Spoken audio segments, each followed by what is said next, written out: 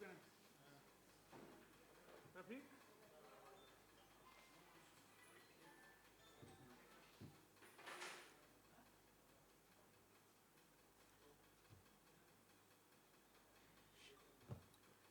करें। आदरणीय साथियों, आप सभी को मेरा सादर नमस्कार। आज की विशेष प्रेस वार्ता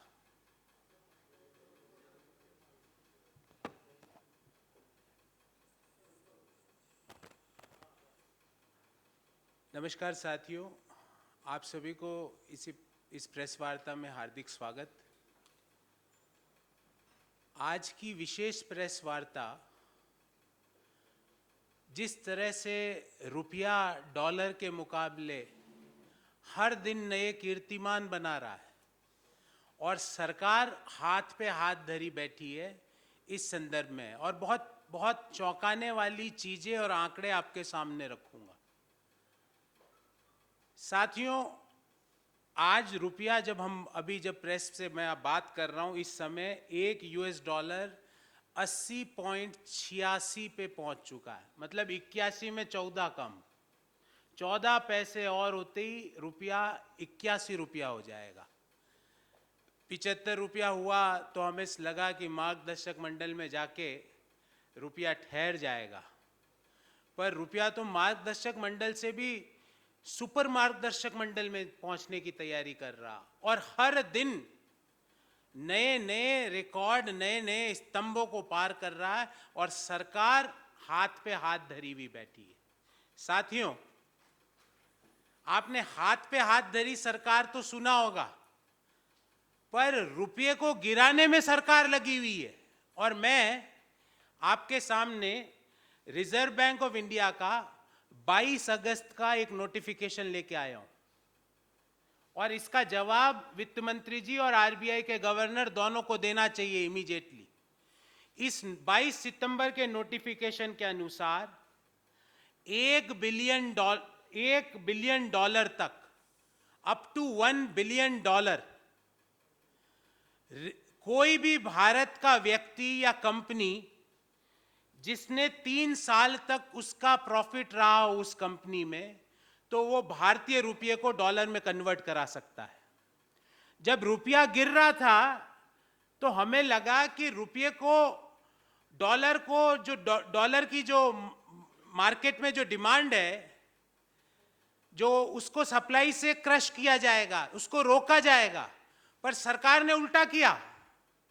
सरकार ने $1 बिलियन तक कोई भी भारतीय कंपनी, और कौन कौन सी कंपनियां मुझे नहीं पता, पर अंदाजा हम सबको है, $1 बिलियन तक कोई भी भारतीय कंपनी जिसका 3 साल का प्रॉफिट रहा हो, वो रुपये को डॉलर में कन्वर्ट करा ले।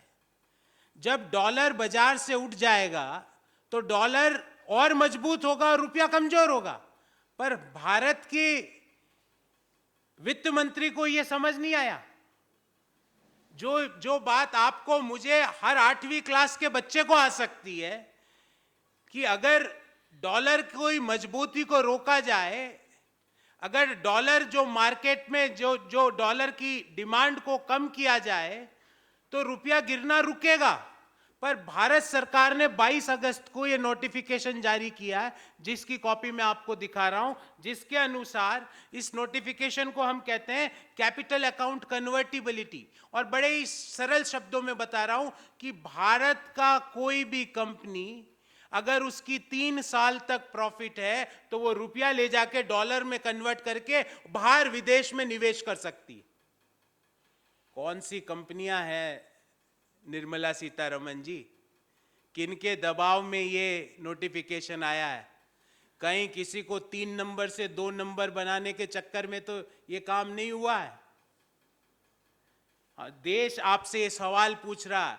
और जब रुपया दिन ब दिन गिर रहा था, उस समय इस नोटिफिकेशन का, इस कैपिटल अकाउंट कन्वर्टिबिलिटी का क्या आश्रय है, इसका क्या रीजन है? निर्मला सीतारमण जी और प्रधानमंत्री जी, जवाब दीजिए।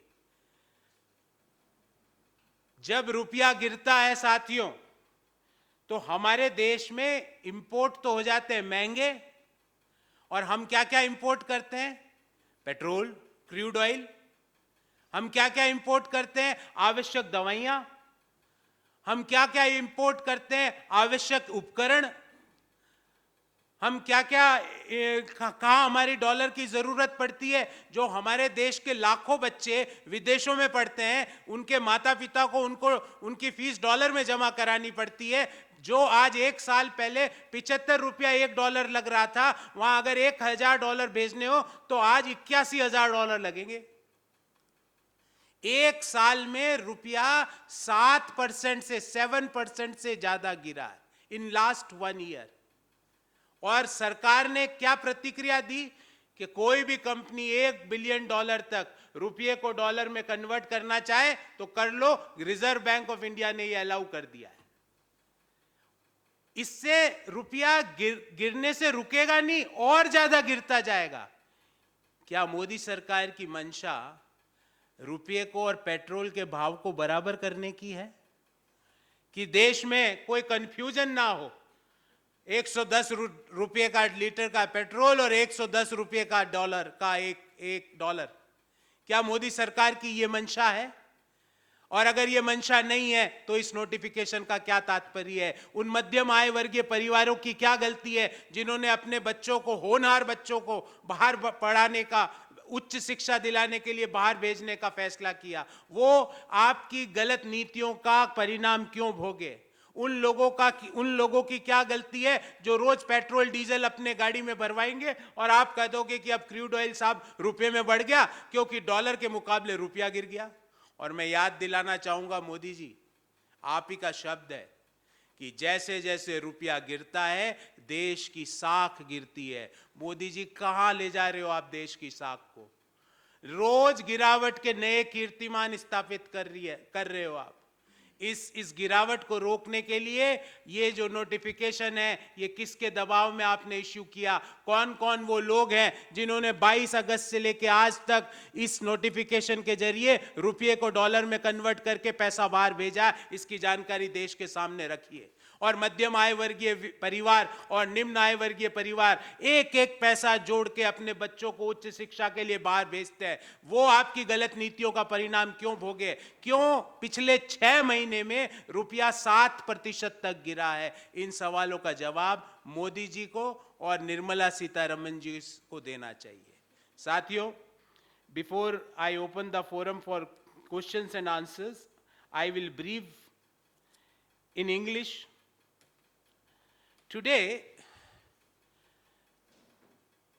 $1 had reached the price of 80.86 rupees, means 14 paisa less than 81 rupee. And you will be surprised that instead of this controlling this falling rupee, government had put a ghee in the fire. How? By issuing this notification dated 22nd August, and I will be sharing this notification of Reserve Bank of India with you all. As per this notification, Reserve Bank of India had allowed full capital account convertibility. In other words, local currency can be exchanged in the foreign currency up to the limit of $1 billion. And only pre-requirement is that the company who is converting local currency into US dollar or any foreign currency has to be in profit for last 3 years. So any company which is in profit for last 3 years can convert local currency into US dollar up to a limit of $1 billion. And this notification was issued when rupee was crossing records every day. The rupee was crossing the record of the previous day. Earlier we used to think that after entering Margdarshak Mandal, the rupee will stop there.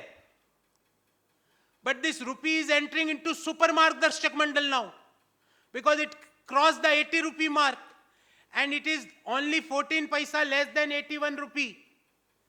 And instead of controlling this free fall of rupee, Modi government had allowed Indian companies with a profit of last 3 years to convert Indian currency into US dollar to the extent of $1 billion.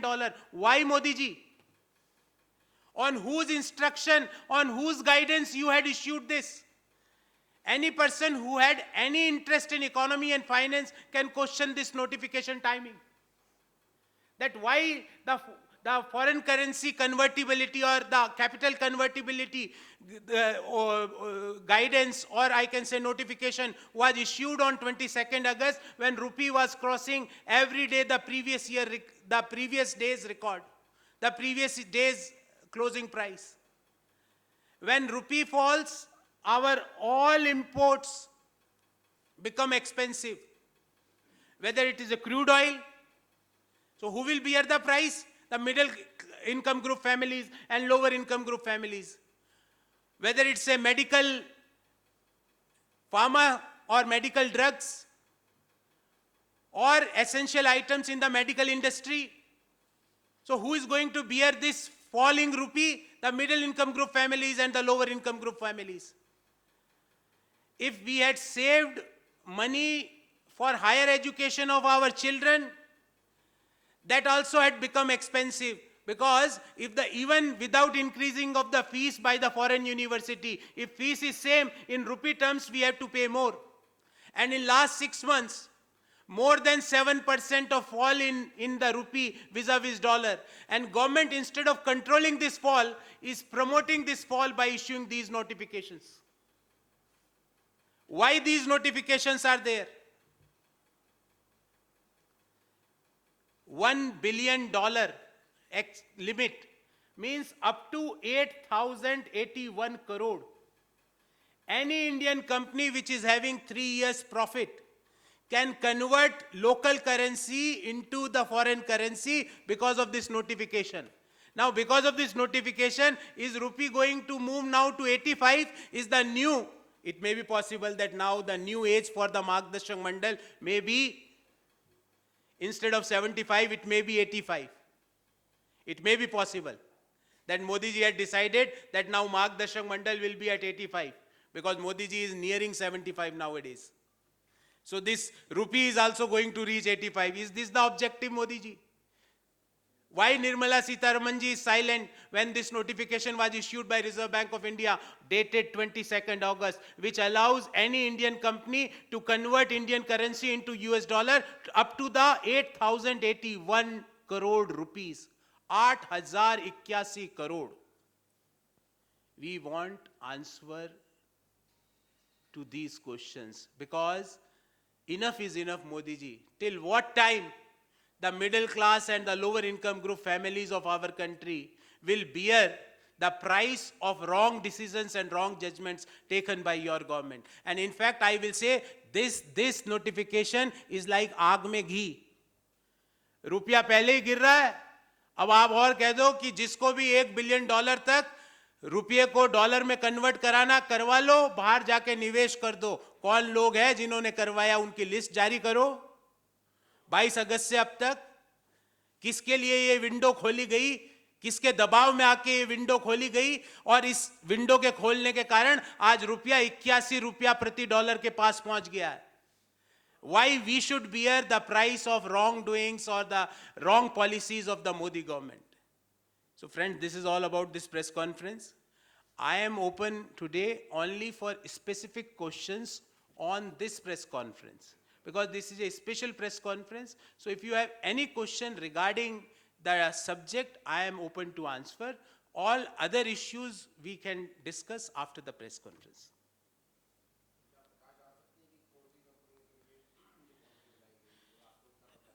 हमें नहीं पता. हम सरकार से पूछना चाहते हैं कि जब रुपया गिर रहा था तो आपने गिरने को रोकने की बजाय उस आग में घी डालने का काम क्यों किया? जब आपने कैपिटल कन्वर्टिबिलिटी का नोटिफिकेशन जारी कर दिया कि कोई भी कंपनी जिसका 3 साल का प्रॉफिट हो वो $1 बिलियन, $1 बिलियन तक, लगभग 8,081 करोड़ रुपए तक बिना किसी प्रॉब्लम के लोकल करेंसी को फॉरेन करेंसी में कन्वर्ट कर सकता है. उन लोगों की लिस्ट जारी करे सरकार. और इस समय इस नोटिफिकेशन का आना बहुत से, हम कह सकते हैं, सस्पिशन क्रिएट करता है माइंड में, क्योंकि सरकार का काम था रुपये की फॉल को रोकना. यहां तो सरकार कह रही गिरते जाओ गिरते जाओ गिरते जाओ, और नहीं गिर रहे हो तो हम गिराएंगे। क्यों? हम मांग कर रहे हैं कि उन लोगों की लिस्ट जारी करें जिनको इस नोटिफिकेशन का फायदा मिला है, जिन्होंने 22 अगस्त से लेकर आज तक इस नोटिफिकेशन के जरिए $1 बिलियन विदेशों में भेजा है। कौन लोग हैं और कौन सी कंपनियों में भेजा है, सरकार उनकी लिस्ट जारी करे।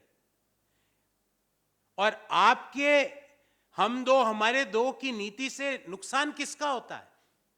नुकसान होता है मध्यम आय वर्गीय परिवारों का, निम्न आय वर्गीय परिवारों का। अगर कोई व्यक्ति अपने बच्चों को विदेश में हायर एजुकेशन का सपना लेके बैठा है और मान लो फीस $1 लाख है, तो उसको लगता है कि मैं कैसे भी करके 75 लाख रुपए इकट्ठा कर लूं तो मैं अपने बच्चे को विदेश में भेज दूंगा। जब 75 लाख रुपया इकट्ठा हो जाता है, उस समय उसे पता चलता है कि आज रुपया 81 रुपये में पहुंच गया है, तो 75 लाख की जगह वो 81 लाख पे आ गया। मोदी जी, इतनी निर्दयता मध्यम आय वर्गीय परिवारों से क्यों? उस छात्र की क्या गलती है जो पेट्रोल भरा रहा है अपनी बाइक में, और आप कह दोगे कि कच्चा तेल महंगा हो गया इसलिए हम पेट्रोल के दाम बढ़ा रहे हैं, पर कच्चा तेल के दाम तो वही है, पर रुपया डॉलर के मुकाबले गिर गया। तो हम मांग करते हैं कि उसकी जानकारी दें कि इस नोटिफिकेशन से किन किन लोगों ने कब कब कौन सी कंपनियों में पैसा बाहर भेजा है, और ये नोटिफिकेशन उस समय क्यों आया जब रुपया रोज अपने पुराने रिकॉर्ड को, पिछले रिकॉर्ड को तोड़ रहा है।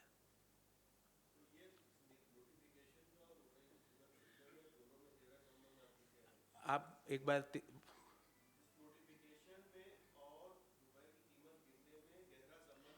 बिल्कुल, आप ये मानिए, आपसे मैं एक सवाल पूछता हूं, और बिल्कुल इसमें अर्थशास्त्र का ज्ञाता होने की भी जरूरत नहीं है, बिल्कुल सिंपल डिमांड एंड सप्लाई का रिलेशन है। अगर लोग डॉलर की मांग ज्यादा करेंगे, रुपया देके डॉलर ज्यादा कन्वर्ट कराने जाएंगे, तो रुपया और गिरेगा कि और मजबूत होगा? और गिरेगा। यह नोटिफिकेशन अलाउ करता है भारतीय कंपनियों को जिनका पिछले 3 साल का प्रॉफिट है कि वो कभी भी जाए 8,081 करोड़ रुपए तक का इंडियन करेंसी दे, US डॉलर $1 बिलियन ले, उस $1 बिलियन को विदेश की कोई कंपनी में इन्वेस्ट कर दे। किन किन लोगों ने इसका फायदा उठाया मोदी जी, उनकी लिस्ट जारी कीजिए। और ये नोटिफिकेशन क्यों आया है? और 22 अगस्त के दिन भी रुपया कोई बहुत सुदृढ़ स्थिति में नहीं था, उस दिन भी अगस्त महीने में भी ये लगातार गिर रहा था। तो सरकारों का काम होता है कि आग लगे वहां पानी डालें, पर मोदी सरकार एक अनोखी सरकार है, जहां वो आग लगती है तो वो घी डालती है। ये नोटिफिकेशन उसका नमूना है।